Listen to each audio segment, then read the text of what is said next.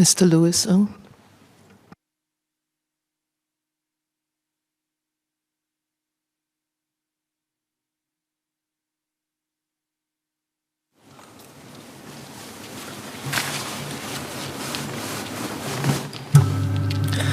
Madam, today's bill updates our regulatory approach towards gambling. Together, they work to achieve two goals: the prevention of gambling's social harms and the recognition of some gambling as a form of leisure and socialization. I have three clarifications on the Gambling Control Bill. My first point is on the implementation of exclusion orders. Currently, three categories of individuals are prohibited from entering casinos, entering fruit machine rooms in private clubs, and opening a Singapore Pool's online gambling account. These three categories are undischarged bankrupts, public rental scheme tenants with 6 or more months of rental arrears, and individuals on government social assistance and subsidy schemes. These are individuals subject to an exclusion by law. From 1st June 2022, exclusion by law will extend to all tenants and occupiers in the public rental scheme. This extension will significantly expand the number of persons subjected to exclusion orders. However, presently the exclusion by law operates without notification being given to the individuals subject to the exclusion order. Given that a significant number of new individuals will be subject to the exclusion by law come 1st June 2022, can Minister share how he will ensure that appropriate notice is given to individuals newly categorized as excluded persons? It seems only fair that individuals should be appropriately notified of new orders that they are now subject to. Appropriate notification would minimize unwitting violations of the law and the disputes that they cause. My second point is on inducing an underage individual to gamble.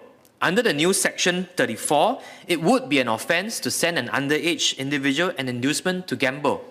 The exception is when the accused person proves that they did not receive any benefit from sending the inducement and the inducement was not sent in the course of any business. Can Minister clarify the rationale for this exclusion? Surely we accept that it is wrong to induce an underage individual to gamble, regardless of whether the inducer benefits from it. The potential harm exists regardless of intent to benefit. So it's not clear why Section 34 is defined so narrowly. In addition, can Minister clarify why the exception appears to be limited to cases where the inducer actually receives the benefits? One can imagine situations where the inducer is meant to receive some form of benefit from inducing the underage individual to gamble, but for whatever reason, the benefits fail to materialize. Why should the inducer's bad luck in failing to receive the benefit be their good luck in managing to avoid an offence under Section 34? My final point relates to the grounds for entry bans. The Commissioner of Police may impose entry bans on an individual if they deem the individual's criminal history will present an unacceptable risk to maintaining proper standards of integrity of any gambling service.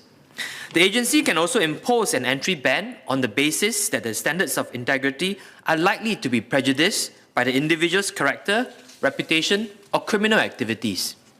In relation to entry bans by the Commissioner of Police, can Minister clarify whether criminal activities refer to actions which there has been a criminal conviction?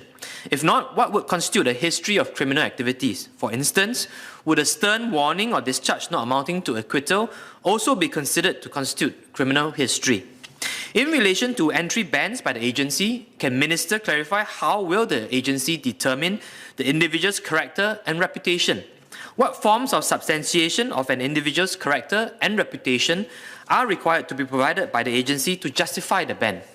Can Minister also clarify whether there are any time limits for how long such entry bans will be imposed before they are required to be reviewed?